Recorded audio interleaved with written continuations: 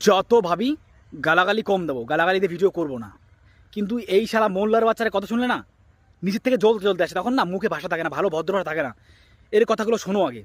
আমরাই বলে ফেলি যে ওদের গীতায় যে ছেলে মাকে ধর্ষণ করবে এটা লেখা আছে, কিন্তু বলবো না। কোন শালা সুরে বাচ্চা, মোল্লার বাচ্চা, তুই দেখাবি যে গীতায় কোথায় এরকম লেখা আছে। আর যদি না দেখাতে পারিস তোর কপালে প্রচুর দুঃখ আছে। অসীম সরকার যেটা বলেছে সেটা প্রুফ দিয়েছে, প্রমাণ দিয়েছে, ঠিক আছে? আর তুই যদি প্রুফ না দেখাতে পারিস এই সনাতনীরা তোদের ছাড়বে না, তোকে পুরো ছাড়বে না।